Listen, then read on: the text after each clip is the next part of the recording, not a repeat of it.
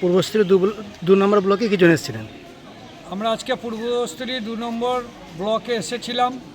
এখানকার এক পিংলা গ্রাম পঞ্চায়েতের এক ঠিকাদার প্রয়াত দেবাশিস দে মহাশয় 100 দিনের প্রচুর মালপত্র সরবরাহ করেছিলেন, কিন্তু অর্থ উনি পান নাই। দীর্ঘ 3-4 বছর ধরে হতাশায় ভুগে দিন 4 আগে সুসাইড করেছে।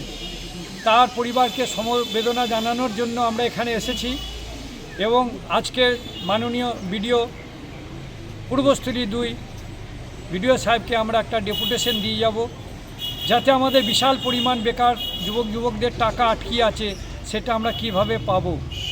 তার জন্য আমরা আজকে এসেছি সুদূর বর্ধমান থেকে আমরা এসেছি। এখানের লোকাল অনেক কন্ট্রাক্টর ছিল, সকলে সমবেত হয়ে আমরা আজকে বিডিও সাহেবকে ডেপুটেশন দেবো। আগামী দিনের কর্মসূচি মাননীয় মুখ্যমন্ত্রী কাছে আমরা দরবার করব। যদি দরবার করে আমাদের অর্থ না পাই তাহলে বাধ্য হয়ে আমরা আইনে যেতে বাধ্য হব। আপনার পরিচয়? আমি বর্ধমান ডিস্ট্রিক্ট এমজি এনার্জি অ্যাসোসিয়েশনের সভাপতি মোহাম্মদ শরীফ মিয়া।